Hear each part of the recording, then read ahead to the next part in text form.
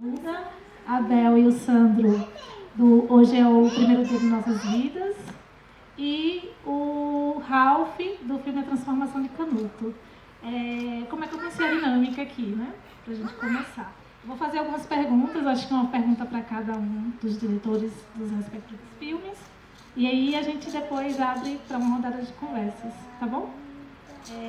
Então vou passar para o Júlio, para ele se apresentar e falar um pouco desse processo de seu envolvimento com o filme, como é que nasceu essa ideia de falar sobre a rádio muda, né? E qual a sua relação com a própria rádio, né? Enfim. Boa tarde, gente. Obrigado pelo convite. Prazer estar aqui mais uma vez. Demais esse festival. Prazer estar aqui com todo mundo. Utopia Muda foi um filme que começou a ser feito há 20 anos atrás, mais ou menos. Sempre tinha esse hábito, assim como vocês, né, de filmar o cotidiano. E na época eu estava muito envolvido com uma rádio dentro da Unicamp, uma rádio sem concessão e coisas da juventude, né, de querer desafiar o sistema e tal. E eu tinha esse hábito de filmar tudo. E esse material foi parado numa caixa, ficou 20 anos guardado. E aí na pandemia a gente resolveu mexer nesse material. Na verdade a Coraci começou a mexer nesse material procurando imagens do nosso filho para um outro projeto. E aí ela falou: Júlio, você tem um material incrível aqui nessa caixa, você devia fazer alguma coisa com isso. E eu tinha um certo receio, eu falei: não quero mexer nessa história, ela é muito espinhosa, né? Tem muitos problemas envolvidos, inclusive judiciais. Mas ela insistiu e tal, e a gente fez um projetinho que acabou sendo contemplado pelo PROAC. E aí eu fui obrigado a fazer esse filme. E foi bem interessante, assim, porque nunca imaginei que eu fosse ser o personagem de um filme, mas acabou que não tinha como não ser, porque aquele material só fazia sentido se eu estivesse contando aquela história, porque ele era muito pessoal, ao mesmo tempo, sem uma pessoa contando aquela história não fazia muito sentido, então, assim, era a única saída. E aí foi um processo de, não sei como é que foi para vocês, né, de se aceitar no filme, assim, eu tive toda uma questão ali de quanto que eu me colocava. Às vezes eu achava que eu não era importante, mas eu falei: não, as pessoas me convenciam, digo, não, a história precisa de você. Enfim, foi um processo, assim, de ir entendendo o quanto que eu cabia no filme, o quanto que a história precisava de mim. E aí virou Utopia Muda, e é isso. Agora para a Bel e para o Sandro, para falar um pouco do processo do filme Hoje é o Primeiro Dia de Nossas Vidas. Olá, gente, boa tarde. Então, bom, o nosso processo nasceu num momento muito difícil, que é aquele momento da pandemia em que a gente estava isolado dentro de casa, todo mundo, todos os projetos interrompidos, trabalhos cancelados, falta de perspectiva. Eu ainda com um luto muito sombrio por causa da morte do meu pai, de uma maneira, por causa do Covid. Ele quer participar também. E então, toca o telefone, né? No mundo da adoção, quando as pessoas ficam anos esperando. E quando os assistentes sociais entram em contato, é o famoso tocar o telefone, né? Tocou o telefone, é o sinal de que sua vida vai virar de cabeça para baixo. E foi isso realmente que aconteceu. E é isso, filmar, como a gente sempre trabalhou muito com isso, a gente está sempre filmando, editando, filmar sempre foi um gesto muito natural para a gente. E uma das conversas com a equipe técnica do fórum, que é composta por assistente social, psicólogos, eles ressaltaram o quanto que é importante fazer registros desse processo para quando ele tiver crescido, contar essa história para ele. E aí, só que eles falaram para a gente fotografar, fazer albinho. E a gente falou, não, a nossa linguagem é outra. E aí resolvemos filmar tudo. E, a princípio, com essa desculpa de, no futuro, contar a história para ele. E isso serviu de escudo para mim, porque eu sou... Depois eu quero passar para o Santo para ele falar o ponto de vista dele, mas eu sou a pessoa mais tímida do mundo. Então, eu nunca aceitaria, assim, nossa, eu vou me expor muito, fazer um documentário sobre... Então, a ideia inicial era fazer um registro. A minha defesa para mim mesma era essa, para, no futuro, mostrar para ele. Mas, ao longo do processo, a gente foi percebendo que ia gerar um produto que estava... uma história que vale a pena ser contada. Assim, nós somos suspeitos para falar, mas assim, eu acho que é uma história que vale a pena ser contada. E daí surgiu o filme, né? Tem todo esse processo de estranhamento que o Júlio falou, mas eu vou passar para o Santo para ele falar mais um pouquinho. Fala alguma coisa, fala assim, oi. Tá bom, agora o papai vai falar. Bom, é isso, né? A gente tinha essa desculpa pra gente mesmo, que a gente tá fazendo esse filme pro Gael, ninguém vai ver, é nosso e tal. E aí a gente entrou no filme, só que a gente foi mostrando para as pessoas foram gostando, vocês têm que colocar isso pra frente. E aí, exatamente por causa desse processo, a gente gravou muita coisa, as nossas reuniões com a assistente social, com a psicóloga e tal. E no primeiro corte tinha essas conversas, né? E aí foi um momento difícil pra gente porque elas não autorizaram. Quando a gente queria finalizar o filme, eu falei, não, a gente não quer aparecer, isso é o nosso trabalho, a gente não pode. E aí a gente teve que tirar aquilo, a gente ficou inseguro se o filme se segurava sem aquilo ainda ou não. Esse foi o momento que a gente... E aí ficava um filme só sobre a gente também, né? Acabava qualquer coisa do processo. E foi o que a gente fez. E aí uma coisa que o Júlio falou ali que eu acho interessante, que ele falou assim, mandei para o PROAC, aprovou, tem que fazer, né? É engraçado como os editais acabam se tornando os produtores, né? A gente vai tentando mostrar projetos para eles, aí eles aprovam é o que a gente faz, né? Nesse caso, não, a gente foi filmando, a gente conseguiu uma grana para finalizar no final, mas tem essa coisa de participar desse jeito, realmente foi um acaso, e a gente quer saber como que o Gael vai entender isso no futuro, né? A gente acha que ele gosta no momento de se ver, eu acho que talvez na adolescência ele tem algum processo de não querer. Espero que no final da história ele goste de a gente ter feito isso. E a gente tem uma combinação nossa que é o seguinte, se ele quiser um dia, ele pode pegar esse material bruto e fazer a versão dele.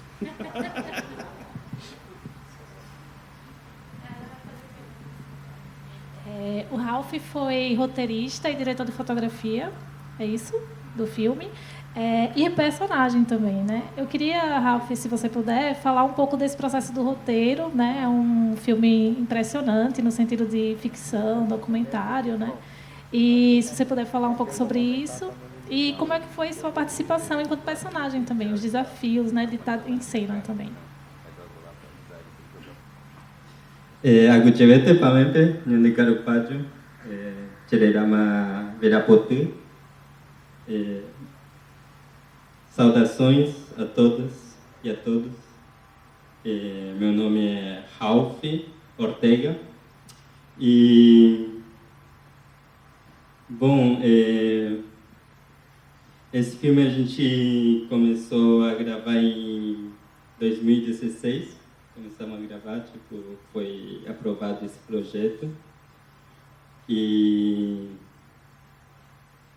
na verdade, a gente já tinha idealizado muito tempo atrás. Já começou em 2017, assim, quando o meu irmão participou de uma oficina com um projeto de vídeo nas aldeias, que chegou na aldeia Guarani. Primeira vez em 2007 no Rio Grande do Sul, com a oficina, e ele tinha realizado já vários documentários. E eu vou falar meio portunhol mesmo, misturado um pouco com Guarani também. E, bom, e aí a gente foi gravar em 2016 e o meu irmão, que estava muito diretamente envolvido com o roteiro, né? E aí automaticamente a gente também estava participando já ali, porque eu já tinha feito também a oficina em 2011 com ele em São Miguel das Missões. E eu acho que a aldeia toda já estava muito na expectativa assim de fazer esse filme ficção, sabe? Tipo, era um sonho assim nosso assim, porque já foram feitos vários documentários, mas nunca ainda a gente era uma coisa nova para nós assim. E ao mesmo tempo é um desafio, porque é uma coisa nova assim, tudo que é novo assusta um pouco, mas a gente sabia muito bem sobre a história assim do filme assim, ou seja, dessa história do Canuto, sabe? Tipo, desde criança foram contados para nós assim pelos nossos pais, pelos nossos avós assim, da aldeia onde nós nascemos. E aí eu participei também, atuei também um pouco. E participei mais no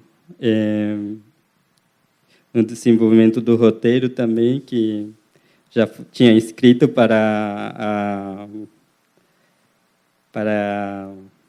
o edital, né, para ser aprovado, né, para vir o recurso para realizar o filme.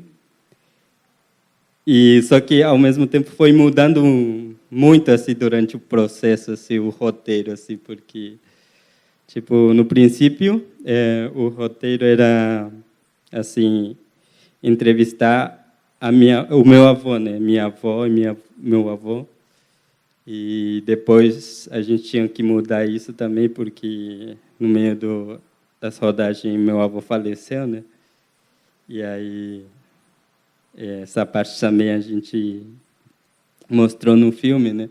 Uma coisa muito difícil, mas nós decidimos colocar isso dentro do filme. E para mim foi muito emocionante isso, de a gente fazer esse filme e trazer e mostrar a todos vocês assim. E acho que o filme está chegando em vários lugares assim ao mesmo tempo assim para a exibição, e as pessoas gostaram muito. Fiquei curiosa para saber um pouco sobre o processo de montagem do filme, né, que é um filme de arquivo, né, e eu vi que, enfim, está rodando bastante o filme também, né, rodou bastante, ganhou alguns prêmios, inclusive de montagem, né, e eu fiquei curiosa em entender um pouco como é que vocês pensaram essa montagem a partir desses arquivos, né, e a própria estética assim, do filme. Acho que foi um processo de lapidação, assim, né? A gente primeiro começou a montar umas sequências, assim, tinha algumas sequências que a gente gostava muito. Assim, uma cena que a gente sobe no alto da caixa d'água, que é onde fica a antena da torre. Vamos montar essa sequência. Tem a cena que a polícia vai na rádio, tem a cena isso. A gente foi montando, e a ideia sempre foi ser um curta, né? E aí, quando a gente montou todas as sequências, tinha 2 horas. E aí você vai e joga a sequência fora, e enxuga as sequências, e aí 1 hora. Você fala, ai, meu Deus, não dá para fazer um curta disso. E aí foi indo, assim, acho que tem muito o dedo do Lucas, que é nosso parceiro, trabalha lá na Cisco, e fez a montagem. Essa primeira amassada ele fez basicamente sozinho, assim. E aí, como tinha muito material e pouco tempo, ele falou, é rádio, assim, você vai imprimir um ritmo meio de, vamos fazer umas colagens, vamos misturar material. E aí ele foi propondo umas coisas assim que a gente foi até bem diferente das coisas que eu fiz antes, que eu fiz depois. Tem toda uma pegada meio de colagem e tal, mas que na hora ele foi propondo, eu falei, legal, vamos nesse caminho. E é isso, acho que nessas horas tem que ter alguém com distanciamento, né, para falar, não, olha, essa cena é muito legal, mas não cabe no filme, joga fora. Essa aqui não é tão legal, mas é importante para a história, né? Você precisa dela para contar a história. Então, acho que foi isso, assim, foi importante a contribuição dele, assim, para ver e jogar muita coisa fora, né? Se eu tinha 200 fitas de 1 hora. Assim, e a gente fez um filme de 20 minutos. Foi muita coisa. Vontade de fazer um longa depois, assim, né? Porque é muita coisa. Bel e Sandro. A gente ficou muito emocionado com o filme agora há pouco, né? Está bem fresco assim na nossa cabeça, né?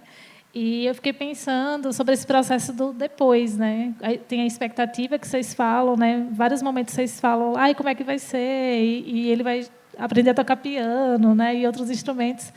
E eu queria que vocês falassem um pouco dessa chegada do Sandro ou do Gael. E também falassem dessa decisão, assim, né? Quando vocês bateram o martelo de que esse filme, na verdade, seria um filme que vocês iriam exibir para as outras pessoas, para um público mais amplo, assim. Como é que isso bateu em vocês, assim, enquanto pessoas que se tornariam personagens, né?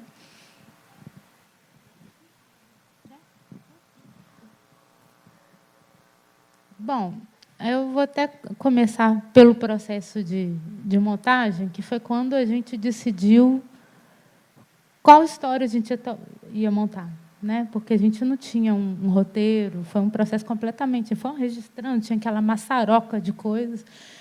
E aí foi aí que a gente foi descobrindo o filme que a gente tinha, o filme que a gente queria fazer. E é engraçado isso também, porque todo mundo que é montador ou até diretor sabe um pouco disso, que quando você entra no processo de montagem, você acaba tendo um certo distanciamento em determinado momento. Você fica tão viciado naquilo que, às vezes, você precisa se distanciar para depois voltar. E aquele meu processo de, ai, meu Deus, eu estou me expondo ali, não sei o quê, na hora da montagem, eu já estava numa outra coisa. O que eu queria era contar uma história. Às vezes, até esquecia que era eu, assim, e o Sandro. Eu estava querendo montar aqueles personagens para fazer uma história. E outras vezes não, né, Sandra? Outras vezes a gente falava assim, não, essa parte eu não mostro de jeito nenhum. Mas, assim,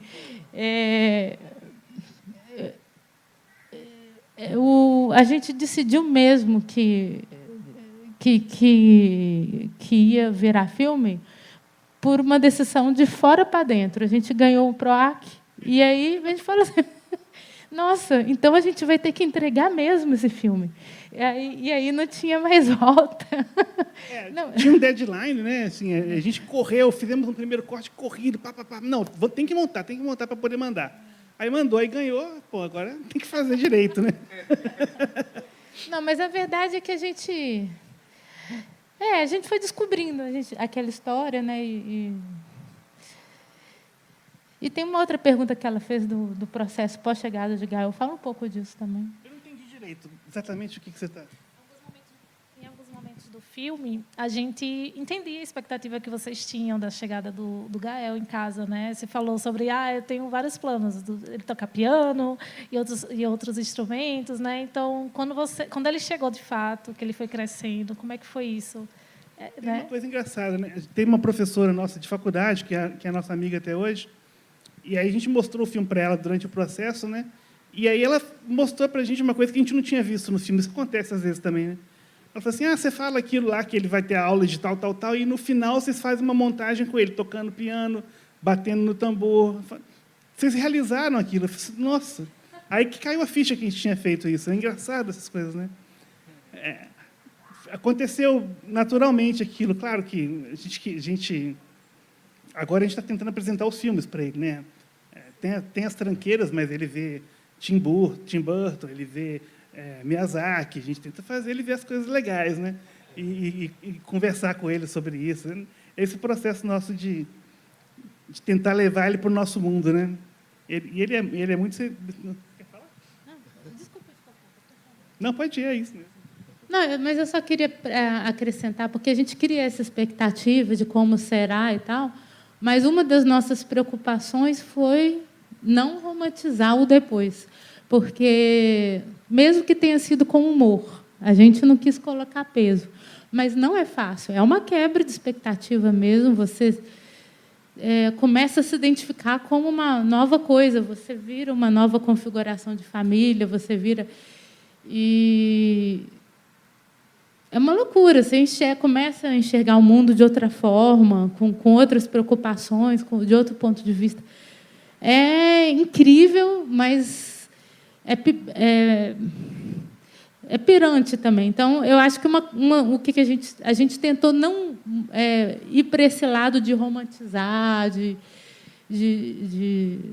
no filme, né? Houve sim uma quebra de expectativa, mas por outro lado a gente foi sendo surpreendido por vários aprendizados, assim, um atrás do outro. Só uma última coisinha. É porque a gente fala que a gente está 5 anos na fila, né? E a gente estava levando nossa vida, a gente sabia que existia isso, mas a gente não estava ligado. Tinha meio que esquecido. E, de repente, um dia, tem um telefonema para a Bel, e ela começa a fazer mímica para mim, assim.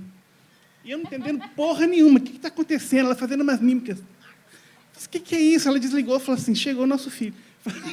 É do nada, é do completo nada. A gente não estava esperando mais, né? Então, aí a gente tem que se preparar para todo esse furacão que veio depois disso. Ralph, durante o filme, vou dar um pouquinho de spoiler, mas prometo que é só esse, né, porque a gente vai ver o filme já já. Durante o filme, tem a participação das crianças, né? E eu queria saber um pouco de como é que foi a preparação das pessoas da própria comunidade, né, para participar do filme. Como é que foi o envolvimento? Se vocês fizeram alguma oficina, preparação de elenco? Quais são as estratégias para envolver todo mundo como personagens ali?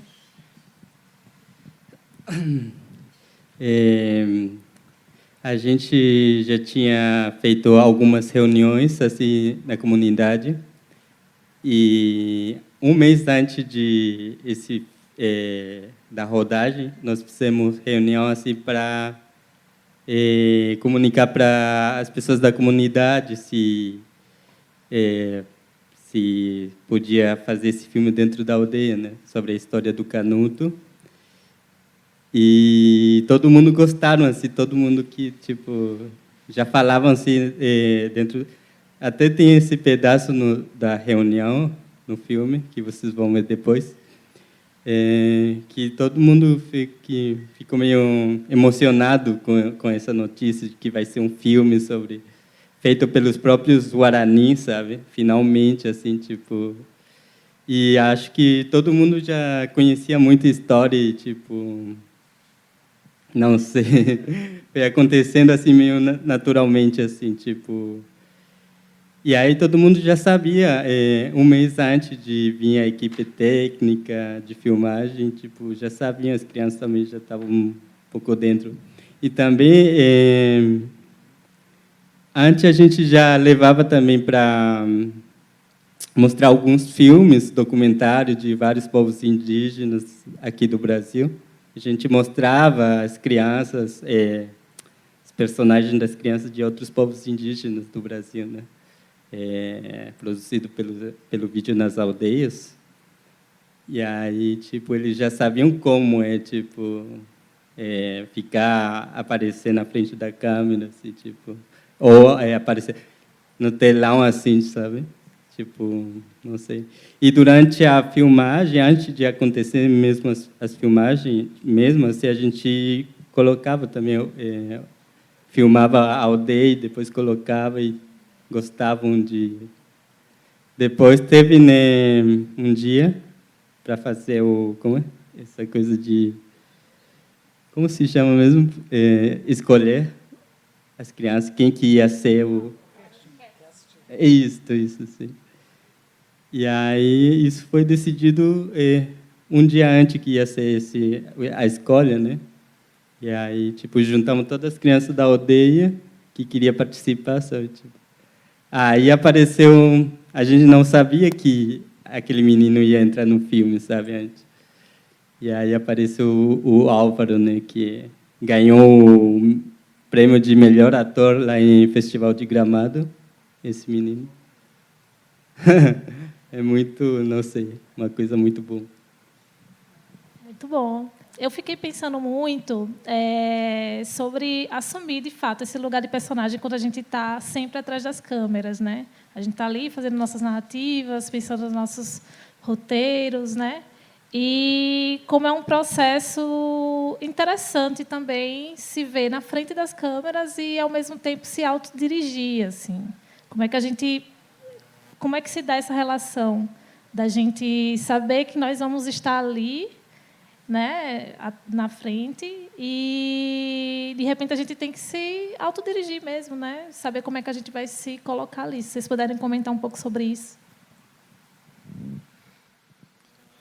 Olha, eu fui fazer cinema porque definitivamente eu não tenho perfil de estar na frente da câmera, assim, se não teria feito artes cênicas, né, se teria sido ator.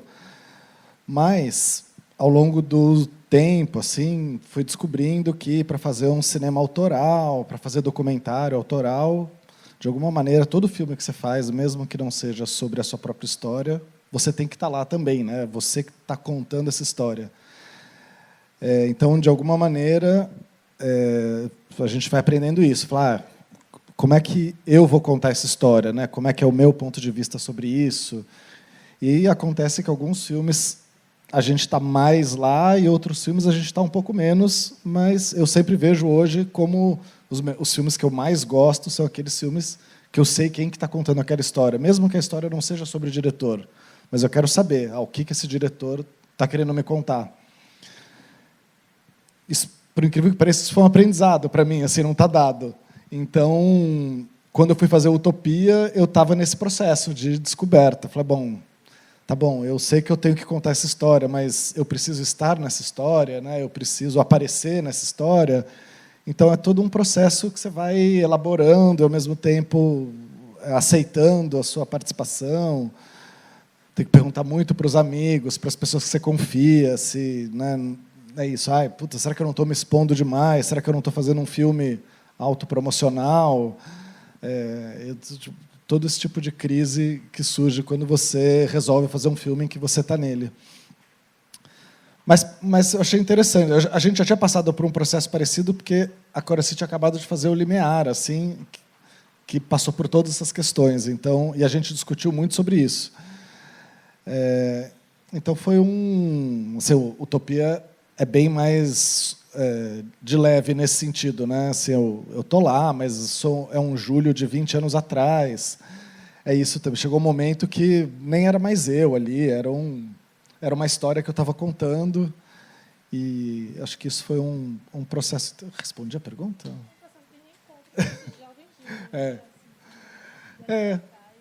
Acho que é assim, fundamentalmente, hoje eu penso, hoje todo filme que eu quero fazer, eu quero estar um pouquinho ali, assim, mesmo que não seja na frente assim, eu quero que a pessoa saiba que foi eu que fiz esse filme. Assim, eu acho que isso foi parte do processo que a gente viveu nos filmes em que a gente efetivamente apareceu. Assim.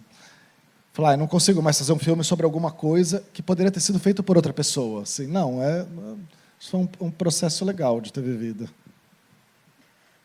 Bom, eu acho que nos nossos outros filmes, principalmente nas ficções, o nosso primeiro longa, e até nesse que a gente vai filmar agora, a gente acabou projetando um pouco da gente mesmo, principalmente no roteiro, com personagens que algum dia a gente encontrou na vida e que aparecem no roteiro ou alguma história.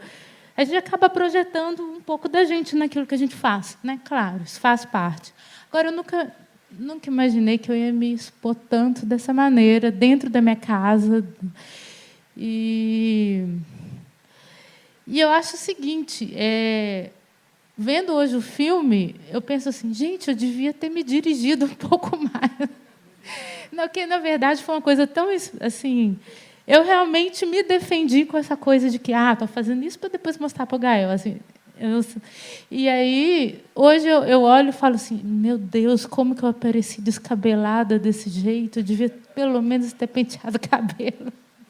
Porque, assim, eu acho que eu estava ali completamente sem filtro. O filtro veio depois, na hora da edição. Quer dizer, aquelas coisas assim, não mostráveis não foram mostradas. Mas Mas eu acho que não houve essa coisa, né, da gente se dirigir. Não houve. Mas eu acho assim, a gente tem personagens, na vida cotidiana a gente tem personagens, né? E eu vejo isso ali em alguns momentos do filme, que a gente está brincando. Eu assumo um personagem para a Bel, a Bel assume um personagem para mim, mas tem a hora que o bicho pega e isso some. Quando a coisa é séria, aí não dá mais, a gente não está mais brincando, está de verdade ali, né? Eu vejo isso nesse filme.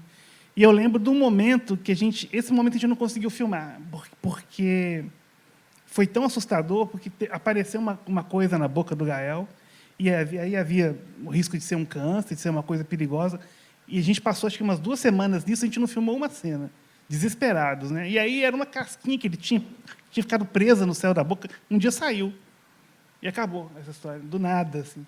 Mas é engraçado que a gente não filmou 1 segundo disso. Não foi, né? Não foi possível, né? Foi um momento de que a gente não conseguiu brincar de fazer cinema ali.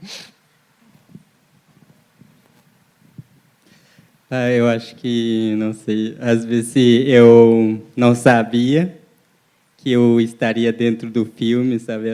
Porque no meio das rodagens a gente esquece que tem câmera em todas as partes, às vezes, sabe? Tipo, a gente às vezes nem imagina que outras pessoas estavam filmando assim, sabe? Na hora. Vocês vão perceber um pouco isso, que em algumas partes, tipo, eu não estava atuando, tipo, e nas partes que eu estava filmando também não estava atuando, só se escutava minha voz, sabe, falando com o personagem. E nunca imaginei que eu ia aparecer assim, tanto assim. Eu não apareci muito, mas tipo, assim, para mim já é muito, sabe, tipo. Só que o engraçado é que esse filme durou muito tempo e apareci com cabelo comprido e cabelo meio curto. E cabelo curto, assim. Não sei. Eu não esperava muito que eu ia participar, assim. Eu tinha que atuar, sabe? Tipo, eu falava para o diretor Ernesto, né? Falava assim, você tinha que ter me avisado, assim, um pouco antes, sabe? Para eu me preparar mais. Isso mas, ao mesmo tempo, eu meio que sabia o que eu tinha que fazer. Para Bel e Sandro, vocês são um casal que dirige juntos, fazem cinema, dirigem juntos, não sei se outros projetos também, mas a gente também faz muito isso, né, em muitos filmes. Fiquei curiosa sobre o processo de vocês, pergunta pessoal também. Como é que vocês discordam muito? Como é que foi o processo de decisão? Se teve muita coisa que um queria que tivesse no filme e outro não? Se tiveram...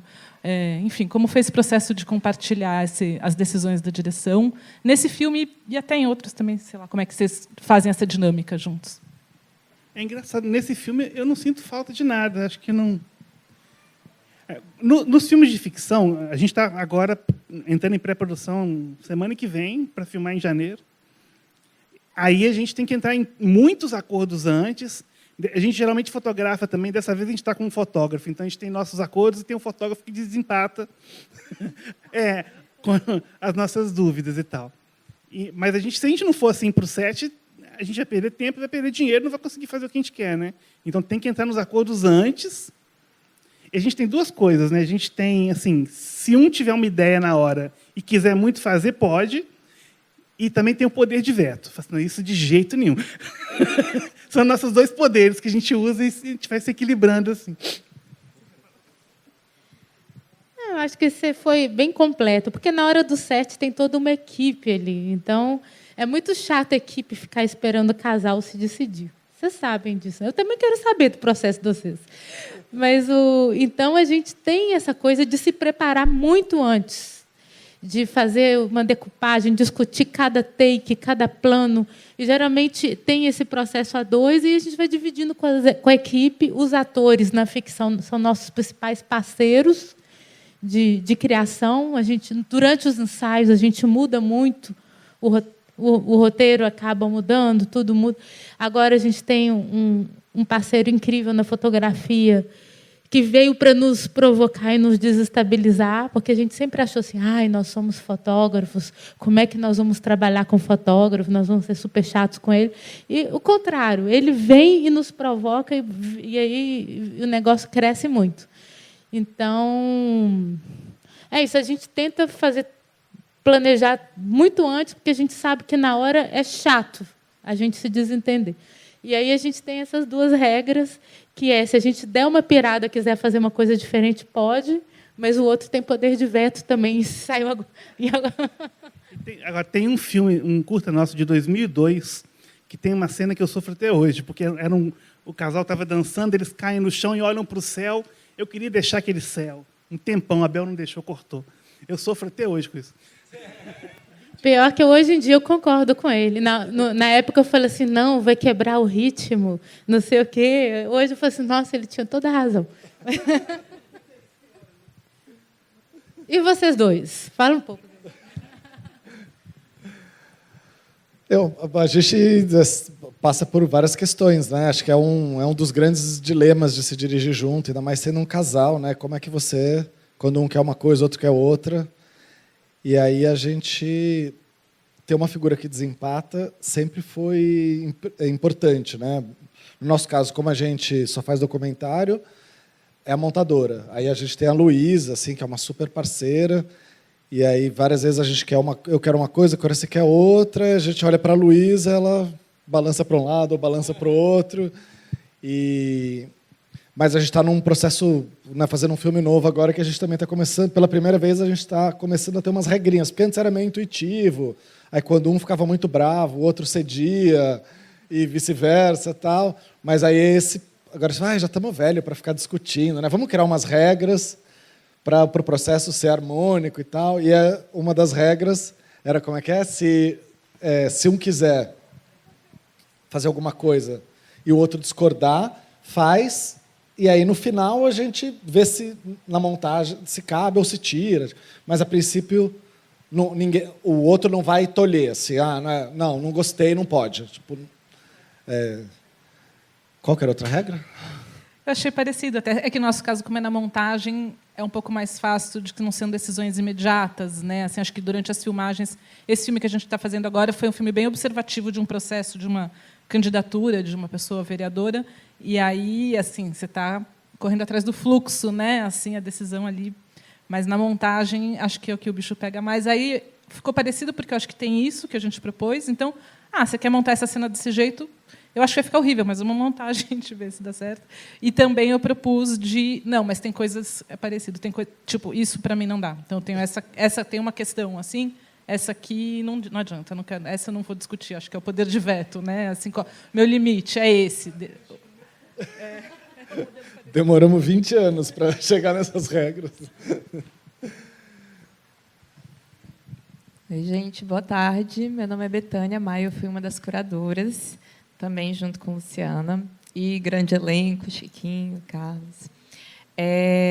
Bom, acho que a minha curiosidade agora, assim, pensando nesse lugar,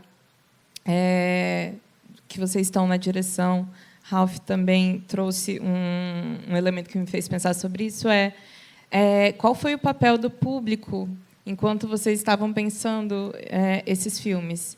Ralph, a sua fala me fez questionar se, no momento em que vocês estão fazendo uma ficção, é uma afirmação de que povos indígenas, realizadores audiovisuais, podem fazer ficção. Então, seria uma coisa que tem vocês como centro, ou se teve algum pensamento de vamos colocar isso muito para fora, ou se as duas coisas aconteciam, assim, se esse diálogo acontecia. Para quem que vocês estavam fazendo aquele filme enquanto estava acontecendo? Sandra e Bel, acho que vocês já trouxeram um pouco de um outro processo, né? O primeiro público era o Gael. E aí, no momento em que vocês decidem transformar num filme de fato que poderia vir a ter um circuito comercial, etc., se altera isso, né? Então, imagino que tenha passado em algum lugar, né, para pessoas que passam pelo mesmo processo que vocês, de espera pela adoção, mas também para desmitificar um pouco, né, esse lugar e tornar mais normal, né, natural esse processo, né, de você se tornar mãe, de você se tornar pai, e disso ser tão legítimo quanto um outro tipo de maternidade, paternidade. E o Utopia Muda traz uma história coletiva, né? Então, imagino que o primeiro público também seja vocês. Então, tem uma coisa até de um enamoramento por essa história. Mas, a partir do momento em que vira um filme, é para além só, né, desse registro afetuoso. Assim. Então, eu queria saber qual foi o processo de vocês em relação a pensar público, pensar para onde vai esses filmes.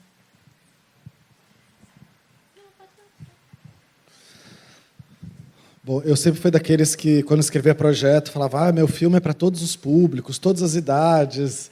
Então, daí eu fui aprendendo que não é bem assim. Hoje em dia, os projetos, não, esse filme é para quem tem unha do dedinho do pé encravada, sabe? Eu tento olhar mesmo assim para quem... Será que alguém vai gostar? Eu já parto do oposto. Ninguém vai gostar desse filme. Mas talvez, se a pessoa estiver envolvida com rádio, se a pessoa for estudante universitário que viveu universidade pública no começo dos anos 2000, talvez essa pessoa se interesse. Então, foi um pouco por aí, assim, de...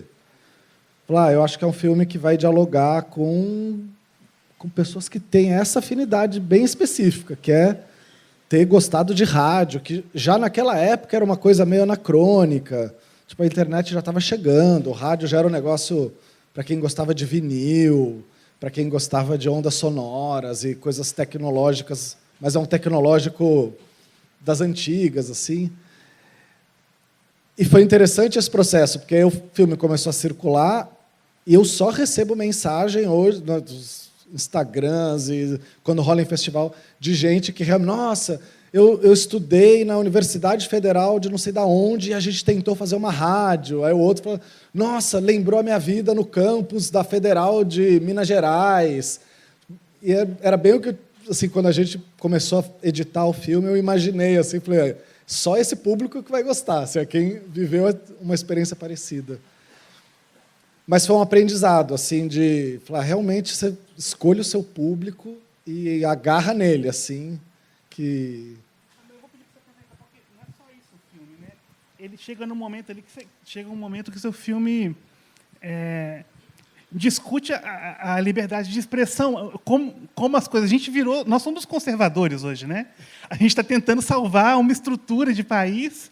Quando antigamente a gente queria quebrar tudo, hoje a gente está, pelo amor de Deus, não quebrem, não deixem esses caras quebrarem o que a gente tem. E eu acho que tem essa sacada que você deve ter tido, provavelmente, na montagem, né? Como é que foi esse momento de entender que você está falando do Brasil também, né? Na verdade, o processo inteiro começou com uma busca, porque a gente, os vários anos que eu me dediquei à Rádio Muda, tal, luta pela democratização dos meios de comunicação, a frase que a gente mais ecoava, que a gente mais falava, era a luta pela liberdade de expressão. E aí, quando veio essa onda de extrema-direita, que as pessoas se apropriaram desse discurso, eu entrei, e foi pandemia, foi tudo junto, assim, rolou uma crise. Então, toda a busca do filme foi em torno dessa questão, mas sempre assim, com uma genuína crise de assim, não ter uma resposta. Aí eu comecei a visitar alguns amigos, perguntar para eles disseram assim, não, Júlio, não é a gente que mudou de lado, eles que ressignificaram a frase. Tipo, não, a liberdade de expressão ainda é importante, né?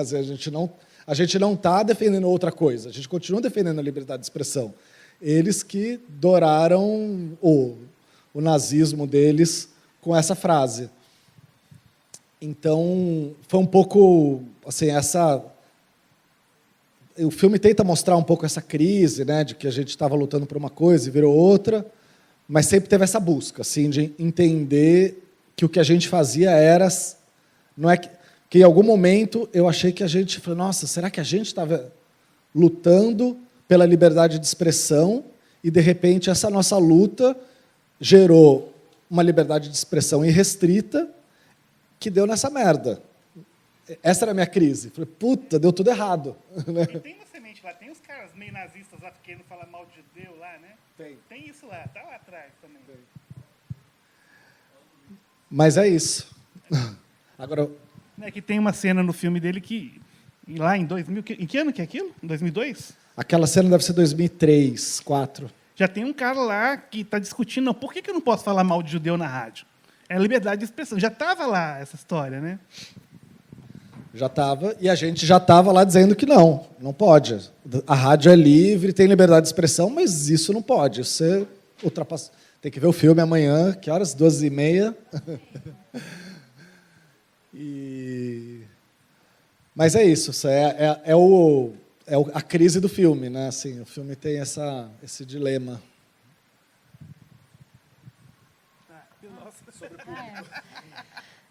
Voltando ao tema da conexão com o público, né? E o nosso filme tem realmente esse tema específico da adoção e tem esse público específico interessado, tanto os que estão na fila de adoção, quanto, é engraçado, um grupo de pessoas que foram adotadas, foram assistir o filme, foram conversar com a gente. Mas eu acho que a história que a gente quis contar e que a gente foi descobrindo no processo de montagem foi uma coisa mais universal. A gente quis falar mais da construção de um pai, de uma mãe, de uma família, de um jeito mais universal. Eu acho que isso traz uma conexão mais universal, que não vai conversar só com esse público específico da adoção. A gente tá falando de amor, na verdade, de um amor que meio que mudou toda a estrutura daquela família ali, que a gente virou outra coisa. E é engraçado que, pensando nisso, assim, de como construir uma história, a gente estava vindo naquele momento, na pandemia, a gente falou assim, o que a gente vai fazer? A gente está antes do Gael chegar, né? Estamos aqui, como é que nós vamos aproveitar isso, nossos projetos interrompidos e tal. E a gente estava estudando muito roteirização. A gente fez cursos online e leu livros e não sei o quê. E a gente estava muito isso na cabeça, assim, do papel que cada parte tem, o primeiro ato, o segundo ato, o terceiro ato, o papel que cada parte tem para contar uma boa história, como contar uma boa história. E, de repente, a gente se viu ali estruturando, trazendo uma história que fugia completamente desse formato clássico. Assim, a gente tinha uma apresentação, um mega ponto de virada, e depois a gente ficava dançando, surfando naquela loucura que foi a vida pós-Gael, né? Mas eu acho que, mesmo assim, foi uma história, foi um jeito de contar a história, né? Você quer completar? Não tem, a gente comenta, não tem a crise, ainda bem. Não tem.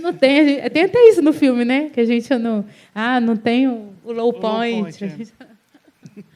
Acho que os diretores deveriam saber melhor que eu para falar sobre isso, mas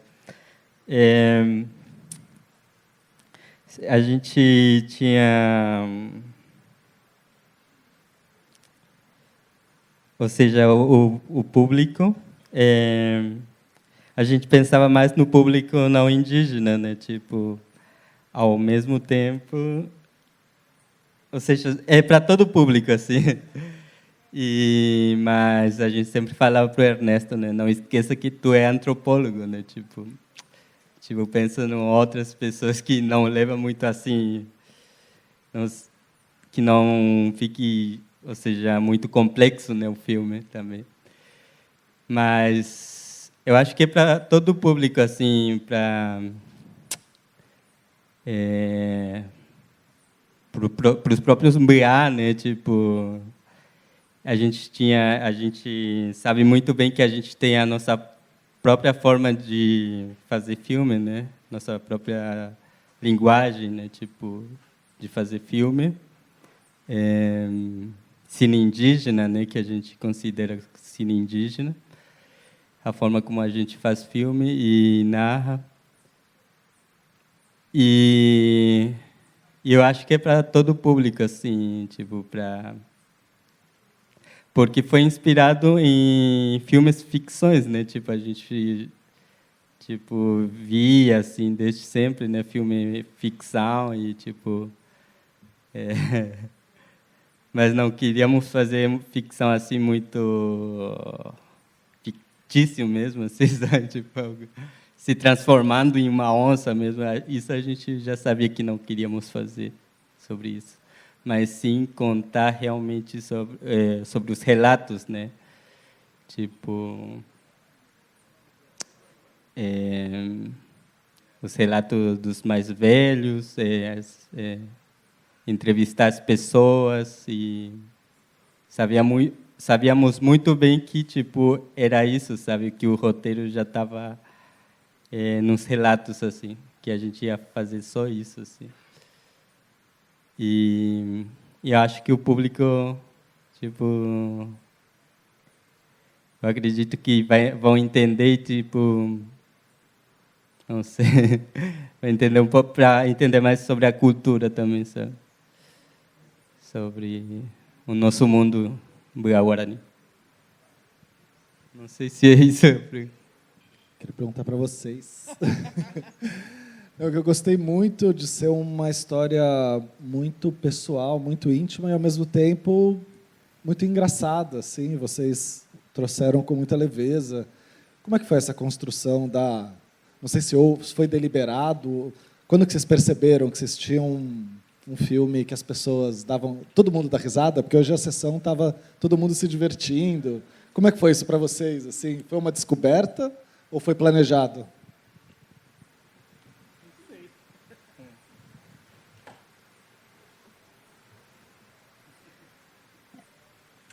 Eu gosto muito do patético. Acho que foi essa escolha, mas não foi planejado, não. Foi uma escolha que veio no processo de edição, da gente mesmo assistindo aquilo tudo e rindo da gente mesmo. Né? Acho que foi mais por aí, não foi uma coisa assim. Né? Foi, acho que sim. Sim. Tem uma cena que entrou no finalzinho, porque tinha caído algumas cenas por causa das pessoas que não autorizaram. E aí a gente retomou aquela cena do Eric Satie, que eu enchendo o saco da Bel, que ela ficava colocando musiquinha para o menino dormir, ele não dormia nunca. Mas ela falava que ele dormia. Até que um dia deu tudo errado, assim. Eu fui lá confrontá-la, né? Mas eu acho que é um pouco da nossa dinâmica mesmo, do dia a dia, né? Assim, a Bel me provoca, eu provoco ela.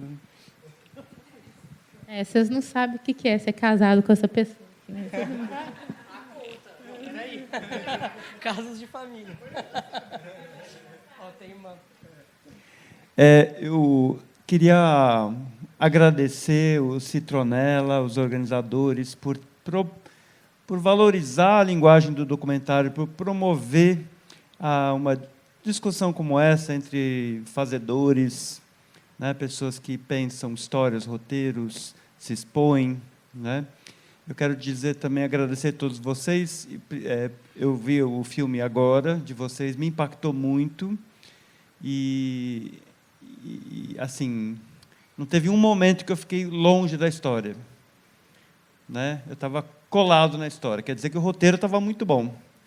E que as câmeras, que inicialmente foram amadoras e tal, não fizeram o menor impacto negativo, porque a história estava ali, né? E eu senti que começou com uma coisa menos profissional no começo, ali com câmerazinhas, e depois, mais por fim, eu comecei a ver umas câmeras bonitas, assim, né, umas coisas ali, né? Eu queria congratular vocês pelo trabalho. Obrigada. Tem uma coisa de linguagem desse filme que eu acho que é legal, e também tem a ver com a coisa de trabalhar como casal, né? Eu acho que foi o filme que a gente conseguiu fazer o máximo que a gente já conseguiu de trabalhar, de dirigir em dupla, né? Tem uma cena que é a cena mais emocionante do filme para mim, que é quando a gente vai pegar o Gael, que todo mundo está chorando, que a gente só foi perceber isso na montagem também, mas que é um plano sequência que eu estou com a câmera na mão, pego a Bel chorando, aí eu filmo a Renata, que é a menina da Saica, chorando e tal. De repente, a Bel pega a câmera da minha mão e começa a me filmar chorando, pegando o Gael. Então, a gente consegue trocar a câmera de mão no mesmo plano. Né? Acho que, para mim, essa cena é o que a gente sempre quis fazer de um cinema de casal. Assim, a gente conseguir fazer junto, se entender no momento assim, e conseguir realizar. Bem, gente, eu quero agradecer imensamente, né, por vocês terem compartilhado a experiência de fazer esses filmes. Eu acho que o público respondeu bem, muito bem, o resultado do filme. Realmente eu me emocionei várias vezes, ri várias vezes também, fiquei muito presa também à história, assim, é um filme realmente muito bacana de assistir. E é isso, como você falou, é um filme de amor, né? Eu sou mãe também. E eu fiquei relembrando, assim, eu fiz isso também. Foi uma estratégia que eu usei para botar minha filha para dormir também. Não dava muito certo, não, mas aconteceu, né? A gente escolhe ali algumas estratégias e foi muito bom ver seu filme enquanto curadora, né? Amanhã o pessoal vai assistir também e a Transformação de Canuta já. Então convido a todos a conferir, né, o filme. E é isso, obrigada e obrigada Citronella pelo convite, né, de participar da curadoria, foi ótimo.